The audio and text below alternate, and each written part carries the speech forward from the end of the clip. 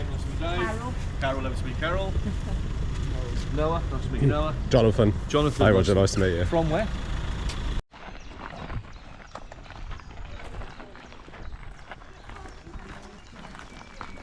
So, just want to highlight to you guys the difference in technology, even between the two wars. Because don't forget, the Second World War is only 20 years difference between the First and Second World Wars. And this is a British artillery piece from World War II.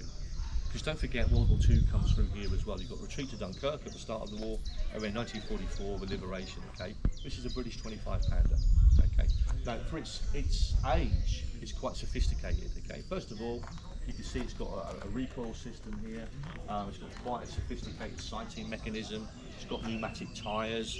They drop it down onto this circular plate here, so you can move the thing. You know, it's not just firing forward. You can actually twist it. It's very compact. You know, it's quite light for for what it is. This thing will still have a range of about 5 or 6 miles. Okay guys, so as the war progresses, we get more and more motorised transport over here, more and more 3-ton lorries and that kind of stuff. In the early days though, this is the mainstay of the British Army, the general service wagon. Now this thing would be used for everything, from bringing up supplies, to bringing back wounded, bodies, you name it, okay? Horse bones here, as I say, the horse is the main form of transport. So when you look at the statistics, 8 million horses and pack animals killed in the First World War, 10 million military deaths in the First World War. The narrow gauge railway you can see here, we crisscross this whole area with narrow gauge railway to bring up supplies because it spreads the load across the mud. And you'll see evidence of it today. When you start walking around, or when we're driving around, look out the window of the van, you'll see lots of railway sleepers being used as fence posts or bits of railway line. It's all hangovers from the First World War.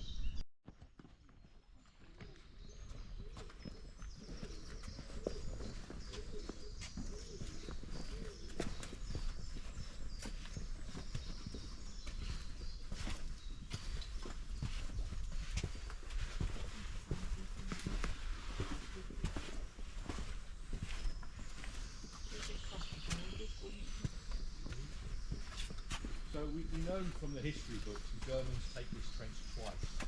Once in June 1916, the Battle of Mount Sorel involving the Canadians, okay?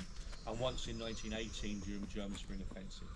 So we know from the history books in June 1916, members of the Canadian Mounted Rifles who were fighting as infantry were literally fighting hand to hand with German soldiers in this trench.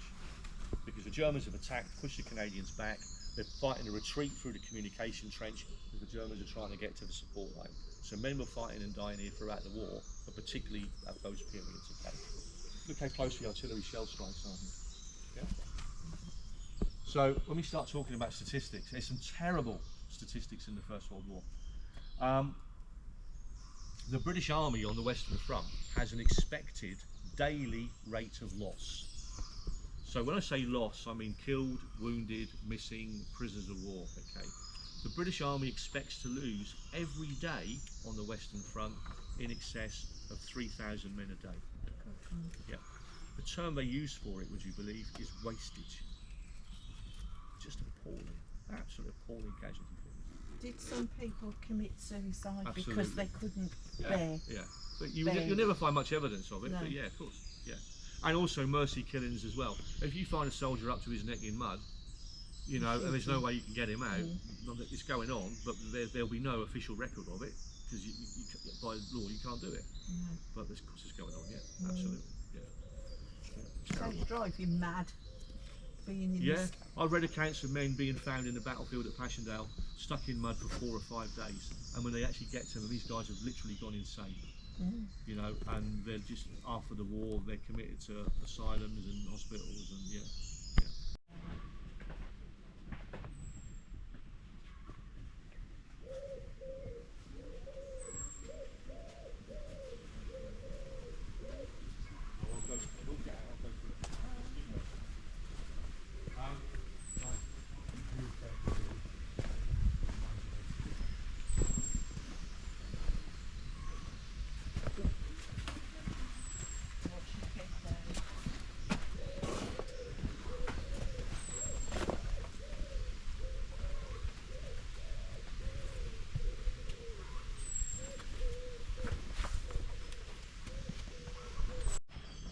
Yeah, so this is evidence of that period of German occupation. We think this was built probably in 1918 with the German bunker blocks.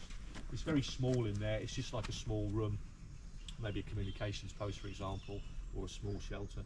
But as these are German bunker blocks, we think that's probably date from about 1918 onwards again. Yeah.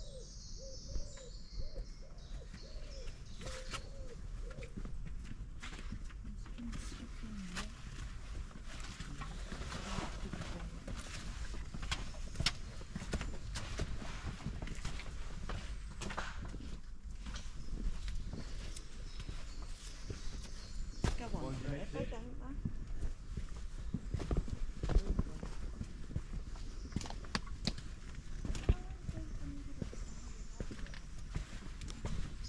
Oh, that's incredible, isn't it? Yeah.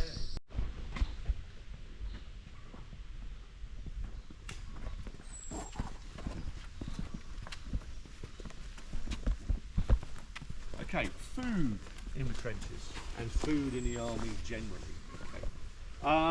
One of the myths about the First World War is that the army doesn't care about its men. I understand why people think that when you see the casualty rates. Actually, it's the opposite. Because if you think about it, each man is an asset to the army. They've spent money on him, they've trained him, they've kitted him out. They don't want him to be killed, they want him to be a fighting soldier. And when they start joining up in 1915, You with me? Yeah. How far do you want to go? How far does it go? 100 metres, he said. How far is that? It take me 9 seconds to sprint it. Okay. Keep walking then. Okay. You filming, John? Yeah. Stop, Do you want to go all the way? Stop. All the way. Oh, Because I can't see where you are, so I'll bang into you. I want to go back.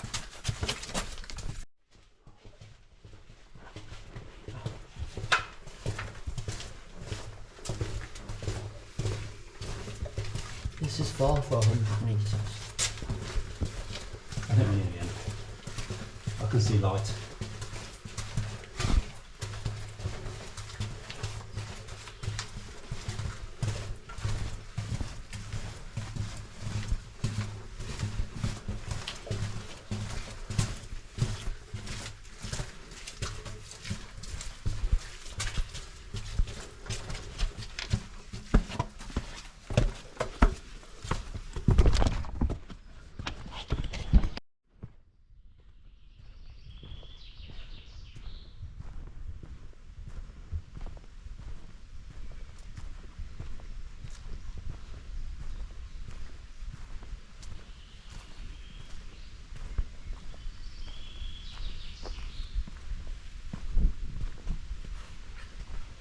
I was waiting for you to come back out. Where does it bring you to? The way all the way other side. How you finding it, Mum?